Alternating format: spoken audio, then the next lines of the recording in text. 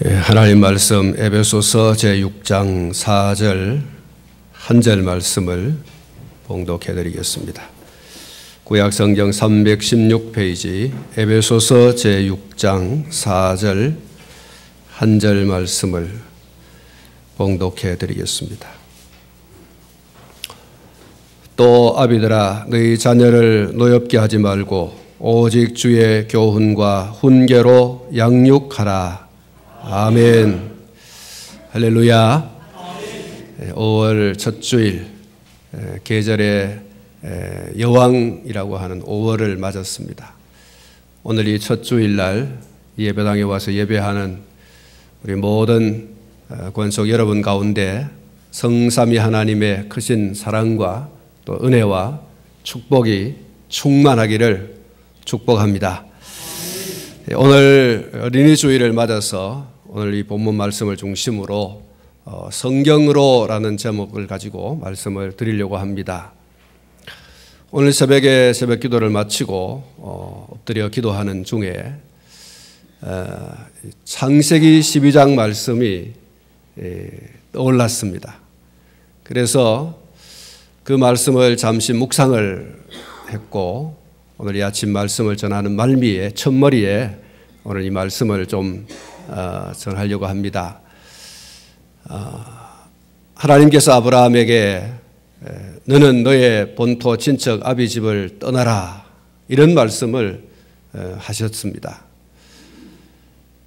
아브라함이 그 말씀을 듣고 하나님께서 말씀하신 대로 그는 그의 아비 집과 그의 본토 친척 집을 떠나게 됩니다. 어떻게 살아야 할지, 어떻게 가야 할지, 그것은 정말 있는지, 경험해 보지 못한 미래에 대한 하나님의 말씀을 듣고 그가 머물고 있던 정든 고향, 정든 사람들을 다 떠나서 익숙하여져 있던 그곳을 떠나서 그는 새로운 땅, 새로운 환경, 새로운 상황, 새로운 사람들과의 만남, 그곳을 향해서 떠나지요. 아브라함 한 사람의 그 결정, 아브라함 한 사람의 그 단호한 결단, 그리고 실행, 그것이 그의 후손들에게 새로운 삶을 열어주는 단초가 되었습니다. 아브라함 한 사람의 믿음의 그 결정과 결단과 행위가 오늘 저와 여러분들에게 믿음으로 구원받는 놀라운 진리의 문을 여는 그런 출발점이 되었습니다. 아버지 한 사람이 어떻게 하느냐에 따라서, 어머니 한 사람이 어떻게 하느냐에 따라서, 부모가 어떻게 하느냐에 따라서 그 자손들이 복을 받느냐 받지 못하느냐가 결정되어집니다. 사랑하는 성도 여러분, 아브라함이 하나님의 음성을 듣고 행하려 할 때 그의 아내가 극구 말리면서 도저히 못 가겠다, 당신 혼자 가라 그랬다면 그 가정이 온전했겠습니까? 아브라함의 아내 사라는 항상 자기 남편을 나의 주인이라고 그렇게 표현을 했습니다. 어떻게 보면 권위주의적 생각이라고 말할 수 있지만 그러나 그것이 잘못되어진 것이 아니기에 남편을 향해서 나의 주인이여 당신의 뜻대로 하시기를 바랍니다. 아버지의 권위를 세워줬습니다. 남편의 권위를 세워줬습니다. 아내를 사랑하지 않았겠습니까?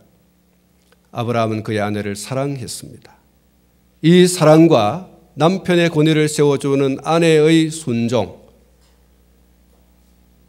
이렇게 함으로써 그 자손과 또 오늘 우리에게 이르기까지 하나님께서 크게 복을 주신 줄로 믿습니다. 조나단 에드워즈라고 하는 사람을 들어보신 적이 있는지 모르겠습니다. 이 조나단 에드워즈는 미국 사회에 또 그 국가에 가장 영향력을 끼친 사람 가운데 한 사람으로 꼽히는 그런 인물입니다. 프리스턴 대학교 학장을 지낸 세뮤얼 데이비스라고 하는 분이 이런 얘기를 했습니다. 미국이 배출한 가장 위대한 철학자, 그가 바로 조나단 에드워즈다, 그렇게 말씀을 했습니다. 그리고 벤자민 워필드라고 하는 사람, 세계적인 신학자인데 이분이 이 에드워즈를 가리켜서 미국의 지식인 중에 실제로 위대하다 그렇게 불리울 수 있을 만한 유일한 인물이 있다면 그는 조나단 에드워즈다, 그렇게 이야기를 했습니다. 미국 뉴욕시 교육위원회가 이와 같이 평가를 받는 이 조나단 에드워즈의 가족사를 연구했습니다. 에드워즈를 중심으로 해서 5대에 걸쳐서 그 가족사를 조사했습니다. 그러면서 한 사람의 영적, 지적 수준이 그 후손에게 어떤 영향력을 미치느냐, 그것을 주제로 해서 연구하고 발표를 했습니다. 뉴욕시 교육위원회가 이 조나단 에드워즈의 가문 5대를 샘플로 조사를 하면서 그 비교 대상으로 마커스 슐츠라고 하는 가문을 선정해서 똑같이 그를 중심으로 해서 후대 5대를 조사하고 발표를 했습니다. 마커스 슐츠라고 하는 사람, 그리고 그 가문은 조나단 에드워즈의 그 집과 매우 가까운 한 지역에 살던 사람이고 가문입니다. 같은 수준의 경제력을 가지고 그리고 비슷한 가족 수를 가지고 있었습니다. 동시대의 사람으로서 같은 지역에 살고 비슷한 경제 생활과 그리고 비슷한 가족 수가 있었습니다. 그런데 이 슐츠의 가정과 그리고 에드워즈의 가정, 이 두 가족 사이에 다른 한 가지 사실이 있습니다. 조나단 에드워즈는 후손에게 영적으로 성경을 삶의 지표로 삼고 지적으로 인문고전 독서에 힘쓰는 전통을 물려줬습니다. 에드워즈가 그랬을 뿐만 아니라 에드워즈는 그것을 몸소 실천하고 그것을 그 자손들에게 이렇게 성경을 지표로 삼고 인문고전을 읽어서 그것을 통하여서 지적 수준을 높이고 영적 수준을 높이고 그렇게 살아야 된다라고 하는 것을 전통으로 물려줬어요. 이렇게 해라. 이렇게 살아라. 그런데 이 슐츠의 가족사는 그러지를 못했습니다. 전혀 성경에 대해서 또 인문학에 대해서 문외한으로 그렇게 그 가족사가 이어져 가게 되었습니다. 그것이 하나의 전통이에요. 성경에 대해서 문외한으로 살아라. 인문학에 대해서 문외한으로 살아라. 이렇게 그 자손들에게 전통이 되어버린 거예요. 성경을 지표로 사는 전통, 성경이 아닌 것으로 전통을 삼는 한 가족사. 이 두 가족을 샘플로 해서 조사를 하게 되어졌습니다. 조나단 에드워즈의 그 5대 자손들을 살펴보니까 896명이 그 에드워즈의 후손이 였다고 하는 것을 살펴보게 되었고, 그 가족 안에 부통령 1명, 상원 의원 4명, 대학교 총장이 12명, 대학 교수가 65명, 의사가 60명, 그리고 목사님이 100명, 그리고 군인이 75명, 저술가가 85명, 법조인이 130명, 공무원이 80명 이렇게 배출이 되었습니다. 나라와 민족을 위해서, 교회를 위해서 이렇게 충성하고 헌신하는 섬기는 분들이 5대에 걸쳐서 이렇게 아주 빛난 가문으로 그 역사를 이어온 것을 보게 되었습니다. 그런데 슐츠의 5대에 걸친 그 후손을 들여다보니까 1062명, 그리고 이 1062명 중에서 전과자가 96명, 그리고 알코올 중독자가 58명, 그리고 몸을 파는 이 창녀가 65명, 그리고 빈민이 286명, 막노동으로 연명한 사람이 460명 이렇게 나왔다고 합니다. 빈민가 또 감옥살이 하는 이 사람들 뒷바라지 하는데 나라가 그 5대에 걸쳐서 1억 5천만 달러를 썼다고 합니다. 한 가문은 나라와 민족을 위해서 그리고 교회를 위해서 충성스러운, 그래서 나라에 많은 영향, 좋은 영향을, 선한 영향력을 끼친 반면에 이 한 가문은 나라에 해를 끼치는, 나라의 그 세금을 좀먹는 그런 한 가문의 역사를 이어오더라는 것입니다. 사랑하는 성도 여러분, 두 가문, 에드워즈의 가문과 슐츠의 가문이 거의 동시대 그리고 같은 지역, 같은 수, 같은 경제력, 이런 비슷한 그런 가문이었지만 하나 다른 게 있다라고 했죠. 그것은 바로 그들이 무엇으로 삶의 지표를 삼느냐라는 거예요. 하나님의 말씀인 성경을 지표로 삼는 가문과 성경이 아닌 다른 것으로 지표를 삼는 사람과 그 가문이 이렇게 결과적으로 엄청난 차이가 나더라. 사회적으로 국가적으로 영향력을 끼치고 유익을 주는 반면에 사회적으로 국가적으로 엄청난 손해를 끼치는 가문이 되더라는 거예요. 사랑하는 성도 여러분, 저는 오늘 저와 여러분이 이 사례를 듣고 그건 저 먼 나라의 일이고 오래된 과거의 일이다 이렇게만 여기지 않기를 바라고, 이것이 얼마든지 나와 우리 가정과 가문의 역사가 될 수 있다라고 하는 그런 교훈으로 삼아 나와 그리고 우리 가정과 우리 가문도 에드워즈의 가문처럼 정말 나라와 민족과 주님의 몸된 교회에 선한 영향력을 끼치는 그런 사람과 가정과 가문의 역사를 이어가야 되겠다. 이런 다짐과 결단이 있기를 축복합니다.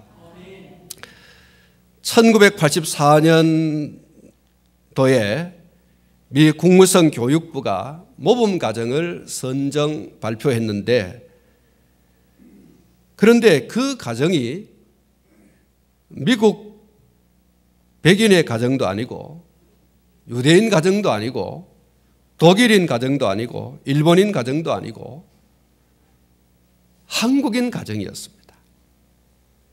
미국 사회에 살아가고 있는 한국 사람 가정이 미국 국무성 교육부에서 모범 가정이다 그렇게 선정을 했습니다. 그 가정의 부모 이름이 고광림, 전혜성 부부이고, 그리고 그 가정에 6 자녀가 있었습니다. 이 고광림 박사가 서울에서 최연소 법학 교수였을 뿐만 아니라 무려 5개 부분의 학위를 가지고 주미공사를 지낸 분입니다. 부인인 이 전혜성 박사는 예일대 교수로 사회학을 가르쳤습니다. 6자녀 모두가 다 예일대 그리고 하버드대, 옥스퍼드대를 졸업했습니다. 그 자손들이 그 6자녀가 교수로 혹은 미국 국무부 대변인으로 또 각 분야에서 영향력을 끼치는 그런 사람들로 자라게 되었습니다. 이 고광림, 전혜성 이 부부의 가정은 미국인조차도 어떻게 그렇게 키울 수 있느냐, 이렇게 혀를 내두를 정도로 연구 대상으로 삼을 수밖에 없는 그런 샘플 가정이 되었습니다. 무엇이 그 자녀로 하여금 미국 사회에서 그렇게 성공할 수 있도록 만들었는가? 기자가 그것을 물었습니다. 어떻게 해서 당신들은 당신의 자녀들을 이렇게 이 미국 사회에 이런 선한 영향력을 끼치는 이런 사람들로 만들었느냐? 그것도 하나도 아니고 6이나 그렇게 한 것에 대해서 흥미진진하게 그것을 물었어요. 그런데 그 기자의 질문에 이 고 박사의 아내인 전혜성 박사가 이런 답을 했습니다. 그것은 다름 아닌 새벽 식탁입니다. 그런 얘기를 했습니다. 이 고 박사가 매일 새벽 3시 52분이 되면 롱아일랜드 대학에 출강을 하게 되는데 3시에 일어나서 아이들을 다 깨워가지고 그 아이들과 함께 새벽 식탁을 마주하게 됩니다. 아이들이 처음에는 너무 힘들고 너무 참 괴롭죠. 잠자지 못하고 일어나서 새벽에 함께 일어나서 밥도 먹기 참 힘든데, 자 우리 밥 먹자 이래가지고 둘러앉아가지고 밥을 먹는데, 그 밥을 먹기 전에 이 고 박사와 그리고 전 박사가 부모죠. 6자녀를 앞에 놓고 함께 하나님을 찾습니다. 하나님, 오늘 이 하루도 시작합니다. 오늘 이 하루도 우리 아이들에게 축복해 주시고 오늘 이 하루도 하나님 책임져 주십시오. 이렇게 아이들과 함께 식탁에 둘러앉아서 간절히 하나님을 찾는 그 기도로 하루를 시작한다는 겁니다. 러시아 철학자 알렉산드르 솔제니친이 이렇게 말했습니다. 반세기 전 제가 아직 어렸을 적에 나이 든 어른들이 러시아에 닥쳤던 큰 재난의 원인을 이렇게 설명한 것을 기억합니다. 왜 이 러시아에 엄청난 재난과 재앙이 계속되는가? 이것을 어른들이 이야기했는데 그 어른들이 무슨 얘기를 했는가 하니까 사람들이 하나님을 잊어버렸고 바로 그 때문에 이 모든 일이 일어났다. 그 이후 저는 50년 가까이 러시아 혁명의 역사를 연구하면서 그보다 더 정확하게 그 이유를 설명할 길이 없습니다. 러시아에 불어닥친 모든 재난과 재앙의 원인은 하나님을 찾지 않았기 때문에, 하나님을 잃어버렸기 때문에 그런 재앙과 재난이 계속해서 일어나고 있는 것이다. 50년의 세월이 지나 러시아 혁명의 역사를 연구하는 가운데 이보다 더 정확한 답을 얻을 수가 없었다. 그 이야기를 가만히 들어보면 러시아가 다시 부흥의 때를 맞이할 수 있는 방법은 하나님을 찾는 것밖에 없다. 하나님을 찾는 것이야말로 진정으로 러시아가 다시 부흥할 수 있는 해답이라는 거예요. 그러지 않으면 희망이 없다. 그러지 않으면 절망이라는 얘기를 이 솔제니친이 하고 있는 것입니다. 사랑하는 성도 여러분, 성경은 하나님의 말씀인 줄로 믿습니다. 우리의 신앙과 생활의 유일한 규범입니다. 이 성경이 우리와 우리의 후손들을 교훈과 책망과 바르게 함과 의로 교육하기에 충분한 생명 교재인 줄로 믿습니다. 이 생명 교재인 하나님의 말씀인 성경, 이것을 우리의 자녀들로 하여금 성경을 바라보고 성경을 붙들고 성경 앞에 무릎을 꿇고 성경대로 그렇게 살아가게 할 수 있다면 우리 가정과 우리의 가문이 믿음의 명문 가정으로 일어서게 될 줄로 믿습니다. 그리고 사회와 국가에 그리고 인류에 공헌하는 인물 그리고 가게가 만들어지게 될 줄로 믿습니다. 영적으로 명문 가정 그리고 사회적으로 명문 가정, 그렇게 되어질 수 있는 것은 우리와 우리의 자녀들이 하나님의 말씀으로 눈을 돌리는 것입니다. 그 하나님의 말씀 앞에 무릎을 꿇고 그 말씀대로 순종하는데 그 해답이 있다는 사실을 기억하시기를 축복합니다. 제가 이 설교를 시작하면서 창세기 12장 말씀을 여러분에게 서론으로 말씀드렸습니다.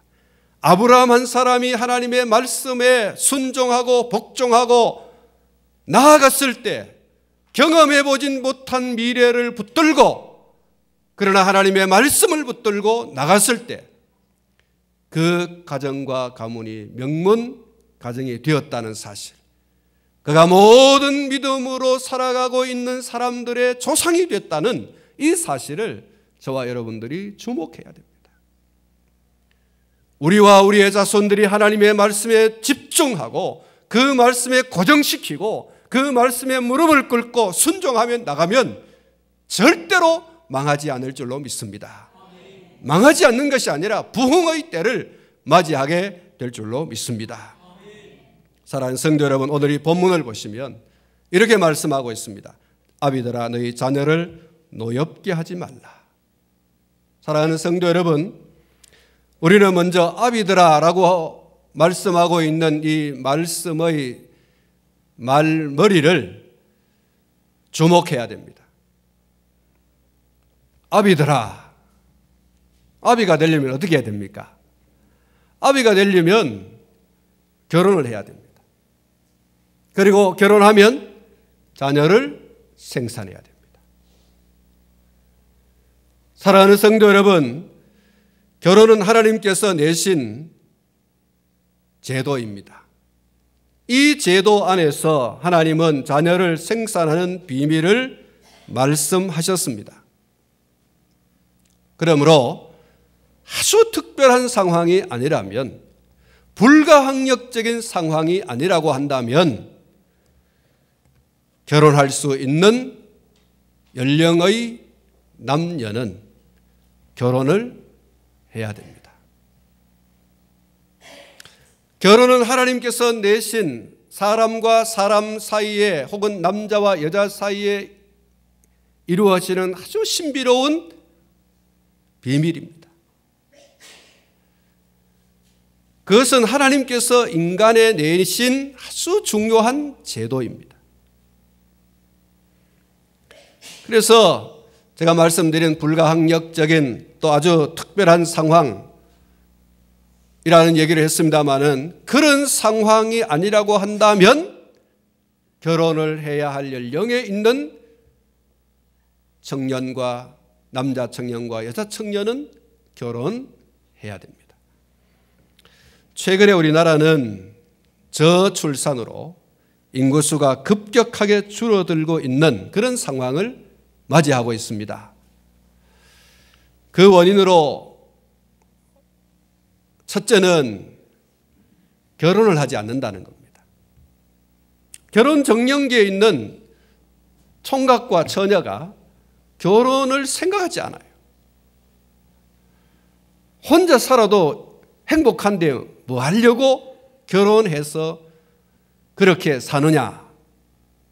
남 생각해 줘야 되고 들어줘야 되고, 말 안 들어줘도 될 만한 것들도 막 자기를 죽여가면서 따라줘야 되고, 소위 그런 속박의 생활을 왜 해야 되냐? 남자가 없어도 나는 얼마든지 살아갈 수 있다.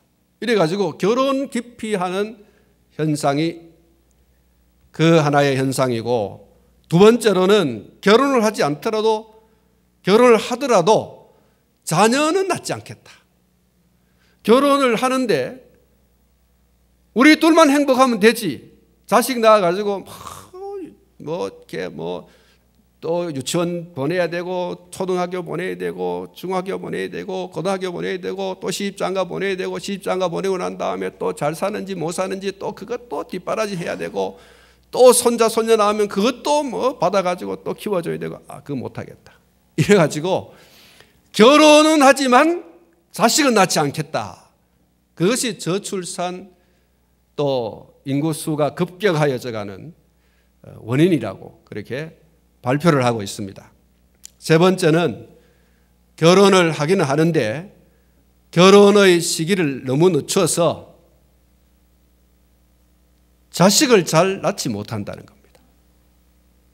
노산을 하다 보니까 아이도 건강하지 못할 뿐만 아니라 아이를 낳으려고 하는데도 그만 아이를 낳지 못하는, 그리고 아이를 낳지만 둘, 셋, 넷을 낳지 못하는 하나로 만족해야 되는, 이것이 인구수가 급격히 줄어드는 현상이라고, 이유라고 그렇게 발표를 하고 있습니다.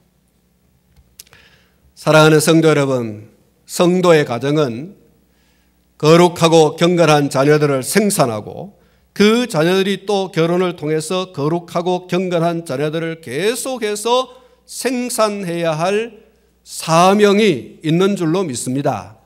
그리고 결혼하고 자녀를 생산했다면 오늘 주님의 말씀대로 주의 교양과 훈계로 잘 양육해야 됩니다. 양육의 책임이 있어요. 자녀를 생산해야 할 사명도 있지만 그렇게 생산한 자녀들을 잘 양육해야 할 책임, 사명이 또한 있습니다. 자식을 낳는다고 해서 다 되는 게 아니에요.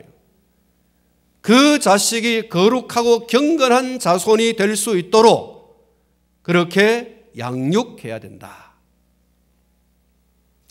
여기 주의 교양과 훈계라고 하는 말을 한마디로 말씀드리면 하나님의 말씀인 성경대로랍니다.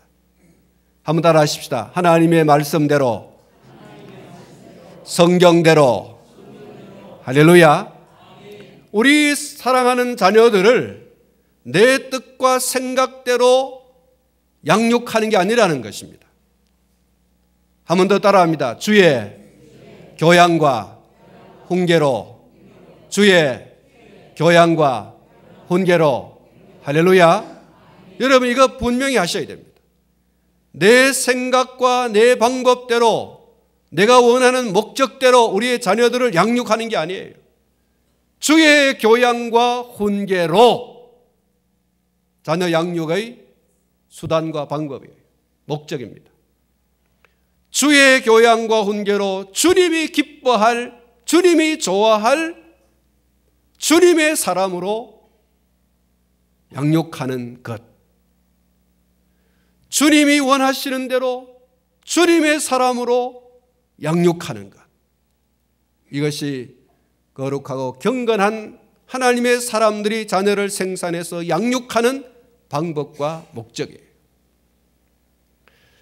하나님의 말씀대로, 성경대로 이것입니다. 성경보다 더 좋은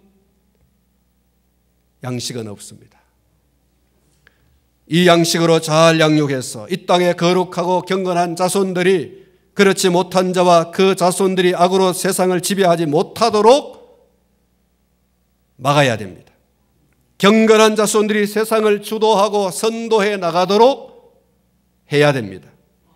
정치와 경제와 교육과 문화와 국방과 그리고 외교와 사회 모든 분야에 거룩하고 경건한 자손들이 성경을 통해서 무장된 그 거룩과 그 경건함으로 선한 영향력을 끼치도록 해야 하는 줄로 믿습니다. 그런데 주목해야 할 것이 있습니다. 오직 주의 교훈과 훈계로 양육하라 라고 하는 이 말씀 앞에 조건이 있어요. 그 조건은 자녀를 노엽게 하지 말라 이 말이에요. 너희 자녀를 노엽게 하지 말고 주의 교양과 훈계로 양육하라. 사랑하는 성도 여러분, 더 놀라운 것은 주의 교훈과 훈계로 양육하라는 이 말씀은 한 번 나오는 말씀이지만 자녀를 노엽게 하지 말라라고 하는 이 말씀은 두 번 나옵니다. 골로새서 3장 21절 말씀 보면 아비들아 너희 자녀를 노엽게 하지 말지니 낙심할까 함이라 이렇게 말씀합니다. 사랑하는 성도 여러분, 자녀를 노엽게 하지 말라. 자녀가 성질 나도록 하지 말라는 거예요.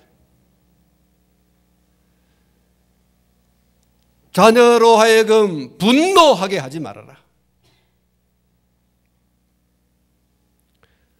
아버지 때문에 내가 못 살겠어요. 엄마 때문에 내가 못 살겠어요. 이렇게 분노하도록 하지 말아라. 이렇게 말씀합니다.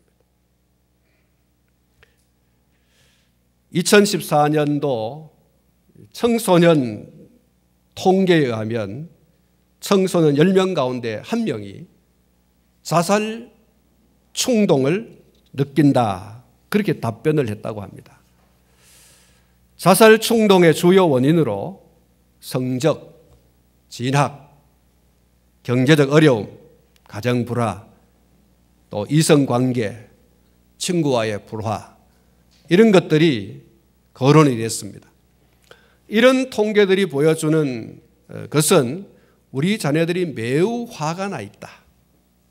우리 자녀들이 매우 기분이 나빠져 있다. 이렇게 결론을 얻을 수가 있는데 성경이 우리에게 분명히 말씀하고 있습니다. 너희 자녀를 노엽게 하지 말라. 어른들의 잘못된 교육 방식과 사랑 때문에 부모들의 폭력과 무관심과 또 지나친 애착 때문에 우리 자녀들이 화가 나 있어요. 루터는 종교개혁을 이룬 아주 위대한 인물로 저도 알고 있고 또 여러분도 알고 있습니다. 그런데 우리가 알지 못하는 한 가지 사실이 있습니다. 그것은 그가 평생 동안 우울증을 안고 살아야 했던 불행한 사람이었다는 겁니다. 그가 종교개혁을 이룰 만큼 위대한 인물이지만 그 평생, 그의 평생의 우울증이 그를 괴롭혔다고 하는 것입니다. 루터가 이 우울증이 아주 극한에 이르렀을 때 그는 이렇게 말했다고 합니다. 나는 내 자신이 태어나지 않았으면 정말 좋을 뻔했다. 내가 왜 태어나서 이런 고통을 겪으면서 살아야 되는가? 너무 우울증이 심하다 보니까 자기 자신의 출생에 대해서 마저도 내가 왜 태어났냐? 차라리 내가 태어나지 않았으면 얼마나 좋았을 걸. 이렇게까지 이야기를 했다는 거예요. 그것을 공개적으로 이야기했다고 합니다. 그의 친구인 멜랑히톤에게 그가 편지를 썼는데 이렇게 썼다고 합니다. 우울증과 육체적 고통으로 일주일이 넘게 죽음과 지옥을 넘나들었다. 절망감의 돌풍과 파도 속에서 예수님에 대한 믿음을 거의 잃을 뻔했다. 믿음조차도 흔들릴 만큼 그를 짓누르고 있는 그 우울증, 그는 너무너무 괴로웠어요. 그래서 죽을까 살까 이런 그 죽음과 삶 사이에서 막 방황을 하면서 괴로워했다는 거예요.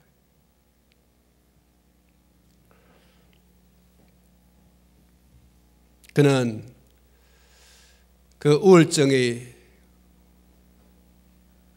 왜 왔는지, 무엇 때문에 그가 이렇게 우울증을 겪고 있는지,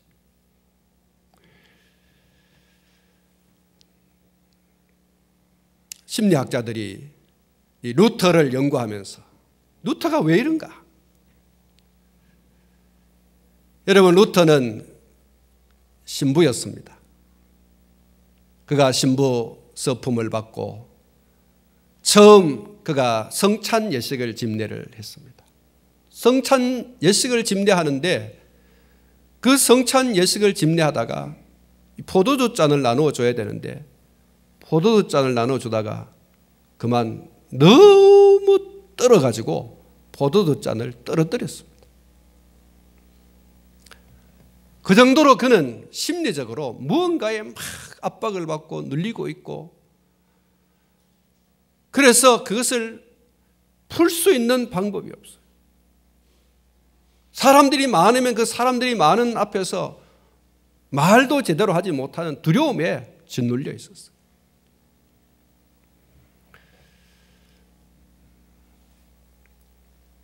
심리학자들이 이 루터가 왜 이런가, 그것을 연구하고 조사를 하고 그렇게 했는데, 찾아보니까 그의 아버지, 그의 어머니의 교육 방침 때문이라는 거예요. 그의 아버지와 그의 어머니의 교육 방침, 다시 말하면 그가 이렇게 우울증을 깊이 앓을 수밖에 없었던 그 원인의 저변에 그의 아버지와 어머니가 있더라는 거예요. 루터의 아버지 한서 루터는 농부로 태어났습니다. 그래서 열심히 노력해가지고 그는 광산업주가 되었습니다. 자수성가했죠.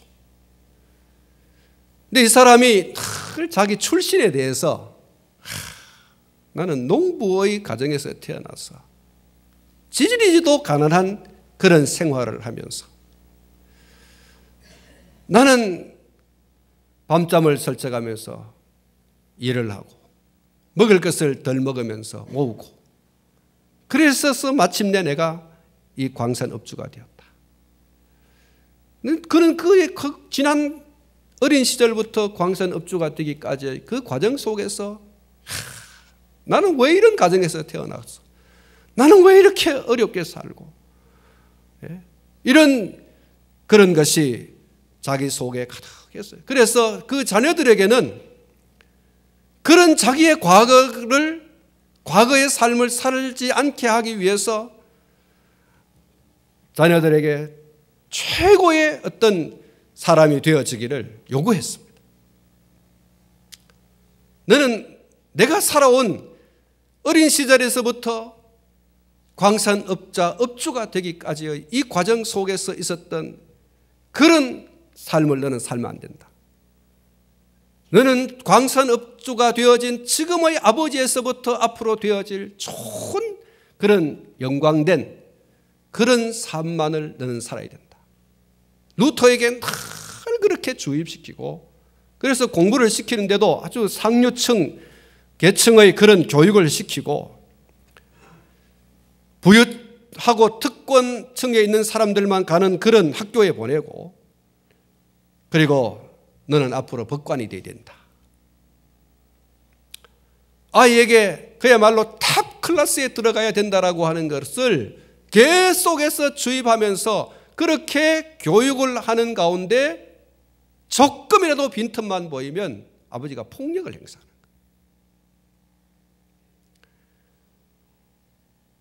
거예요. 내가 너를 어떤 사람이 되기를 바라는지 네가 알잖아.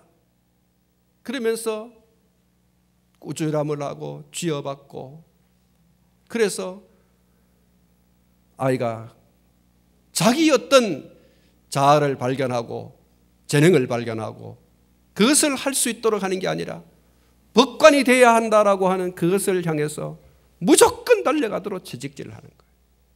무지막지한 폭력을 했어요. 어머니도 마찬가지였습니다. 루터가 어느 날 호두알을 하나 훔쳐 먹었는데 그 호두알 하나 훔쳐 먹은 것 때문에 아버지에게 얼마나 두들겨 맞았는지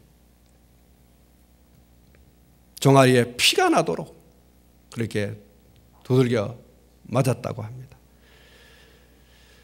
그래서 루터가 후일에 강연을 할 때마다 20세가 되기까지 젊은이들은 인생을 즐겨야 된다.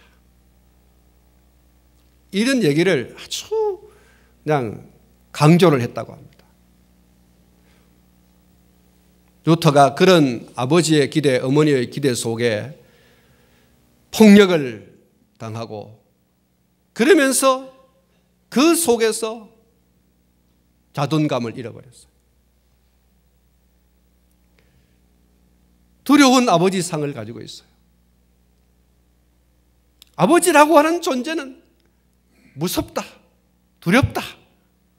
아버지라고 하는 이름만 들어도 아버지라고 하는 그 분의 얼굴만 떠올려도 그냥 오줌을 쌀 정도로.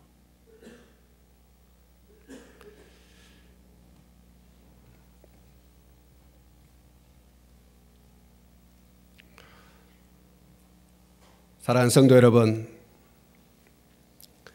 루터가 하나님을 만나지 못했다면 어떤 사람이 되었을까요? 그가 처음에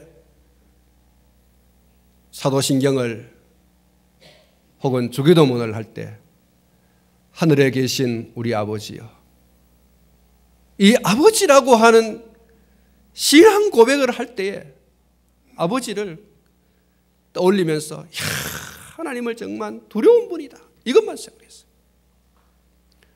그래서 성찬식을 거행하면서 첫 시간에 이 성찬식의 포도주 잔을 떨어뜨릴 정도로 아버지에 대한 두려움이 그를 짓눌렀던 거예요. 하나님도 두려운 분이다, 이렇게 생각을 했는데 성경을 연구하는 가운데 하나님은 그런 분이 아니다. 하나님은 당신의 아들 예수 그리스도를 보내서 죄인된 인간을 구원하게 하실 만큼 크신 사랑으로 충만한 분이라고 하는 사실을 발견하고, 구원은 오직 믿음으로 얻는다, 이신칭의의 그 교리를 그가 설파하기 시작했죠. 사랑하는 성도 여러분, 자녀를 노엽게 하면 그 분노는 나중에 어른이 되었을 때 자신의 인생을 불사르게 만드는 무서운 흉기가 되어진다. 아이가 길을 펴고 그렇게 자기 인생을 즐겁게, 또 그 인생을 하나님이 기뻐하시고 좋아하실 사람으로 나래를 펴고 날아갈 수 있도록 해줘야 되는데, 부모가 너는 이런 사람이 돼야 돼 라고 못을 딱 받고 그런 사람이 되게 하기 위해서 폭력을 행사하고 폭언을 행사하고 자기의 생각과 뜻이라고 하는 그 디자인 속에 아이가 들어오지 않으면 그렇게 무섭게 몰아치는 그 아이의 인생 전체를 죽이는 것입니다. 그 아이의 인생 전체를 여러분 무덤 속으로 끌고 가는 것이죠. 평생토록 나는 할 수 없다, 나는 아무것도 아니다, 나는 죽어야 돼. 아이들이 자존감을 완전히 상실하고 무엇을 해도 늘 두렵고 떨림으로 벌벌벌벌 떨면서 아이들이 자기 재능을 100% 활용하고 자기의 존재감을 드러내야 되는데 그러지를 못하게 만드는, 여러분, 아이들에게 한 그 폭언과 폭행이 그 아이의 인생에 무서운, 그렇게 하지도 않는데도 불구하고 늘 머릿속에 남아있는 거예요. 흉기로 남아있는 거예요. 자녀를 노엽게 하지 말라. 오직 주의 교양과 훈계로 주님의 방식대로 하나님이 원하시는 대로 우리 아이들을 양육하라, 이렇게 말씀하고 있습니다. 사랑하는 성도 여러분, 잠언서를 읽어보면 초달이라는 말이 많이 나옵니다. 그래서 우리 부모님들이 또 교회에 출석하는 성도들이 아이는 매로 때려야 된다, 이렇게 얘기를 합니다. 그러나 성경은 한쪽만 보면 안 돼요. 성경 전체의 숲을 들여다보면서 자녀 교육에 관한 모든 말씀을 종합해서 봐야 됩니다. 종합해서 볼 때 자녀를 초달해야 될 중요한 한 가지 사실은 주의 교양과 훈계로 양육해서 하나님이 기뻐하시고 좋아할 사람으로 살아가지 않을 때 그렇게 하는 것이지, 내가 생각하고 내가 뜻하고 내가 목적한 대로 가지 않는다고 해서 아이들을 무지막지하게 폭언을 행사하고 폭행을 행사하고 그렇게 해서 그 인생에 항상 그것이 아이들 머릿속에 남아있어서 그 인생을 송두리째 죽음으로 몰아가게 하지는 말아야 하는 것이다. 여러분, 이유가 있어요. 주의 교양과 훈계로 양육하여 하나님의 사람으로 커가려고 하지 않을 때, 하나님의 사람으로 커갈 수 있도록 그렇게 하는데 초달이 필요하지, 절대로 내 생각과 뜻대로 되지 않는다고 해서, 그리고 내가 목적한 바를 이루어가지 않는다고 해서 초달하는 건 아니다. 이것을 여러분 분명히 하셔야 됩니다. 그러니까 우리 아이들을 막 이렇게 초달을 할 때에, 초달은 폭행이 아닙니다, 여러분. 초달은 아이가 잘못했을 때, 다시 말하면 주의 교양과 훈계로 주님이 기뻐하실 사람으로 커가지 않을 때, 그렇게 커가지 않는 것에 대한 이유를 설명하고 그 이유가 깨달아지도록 하기 위해서 필요한 것이죠. 거기에 내 감정이 막 실어져 가지고, 내가 감정이 실어져 가지고, 내가 이놈의 자식아, 내가 너를 이렇게 젖을 먹이고 이렇게 키우고 이렇게 했는데 네가 이렇게 가냐? 왜 나를 실망시키냐? 이래가지고 자기의 뜻과 생각과 목적대로 되지 않는 것에 대한 감정을 폭발시키면서 그 감정이 절제되지 않는 상태에서 우리 아이들에게 폭행과 폭언을 행사하는 것은 성경이 금지하고 있습니다. 할렐루야. 여러분, 우리 아이들을 초달할 때에 내 감정이 실려져 가지고 아이가 노여워할 정도로 하면 안 된다는 거예요.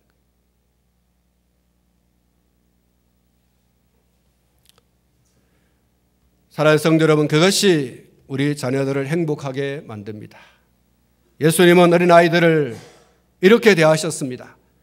어린아이 하나를 데려다가 그들 가운데 세우시고 안으시며 제자들에게 이르시되 누구든지 내 이름으로 이런 어린아이 하나를 영접하면 곧 나를 영접하며 누구든지 나를 영접하면 이런 어린아이를 영접하면 나를 영접함이 아니요 나를 보내신 이를 영접함이니라. 어린아이를 가운데 세우시고 안으시며 그랬어요. 여러분, 뜨거운 사랑을 가슴으로 느끼게 하는 거죠. 아이들이 막 울 때 그 아이를 달래는 방법 가운데 하나가 아이를 어머니의 그 가슴 위에 올려놓는 거죠. 귀를 그 가슴에 펄떡 뛰는 어머니의 심장 쪽으로 귀를 이렇게 기울여서 아이를 눕혀놓으면 아이가 그렇게 울다가도 울음을 뚝 그친답니다. 우리 아이들이 울면 젖을 먹이죠. 젖을 먹을 때 젖을 먹는 아이의 귀가 어느 쪽으로 향합니까? 어머니의 가슴, 심장에 향합니다. 그럼 아이가 조용하게 돼요. 젖을 물리는 그것이 아이를 잠재우는 조용하게 하는 것이 아니라 어머니의 심장 소리를 듣게 하는 것이 아이를 조용하게 하는 거예요. 울음을 그치게 하는 겁니다. 품에 안고 한량없는 사랑을 우리의 자녀들에게 주는 것이죠. 그것이 우리 주님이 어린아이를 대하는 모습이었습니다. 최고로 존중했어요. 최고의 사랑을 보여줬어요. 우리 자녀들을 존중하고 우리 자녀들에게 부모가 줄 수 있는 최고의 사랑, 그 사랑을 가지고 주님의 방법대로 주님이 원하시는 방향으로 그 목적을 이루게 하기 위해서 우리 자녀들을 양육해야 된다. 할렐루야. 오늘 말씀을 붙들고 사랑하는 성도 여러분, 여러분의 자녀들을 위해서 정말 성경을 중심으로 한 삶의 모범을 보여주시고 또 기도로 우리 자녀들을 많이 축복해서 주님이 기뻐하시고 좋아하실 사람으로 우리의 자녀들이, 우리의 자손들이 그 대를 이어가고, 그래서 여러분의 가정과 가문이 믿음의 명문 가정, 사회에 선한 영향력을 끼치는 그런 명문 가정으로 세워져 가시기를 주님의 이름으로 축복합니다. 기도하겠습니다.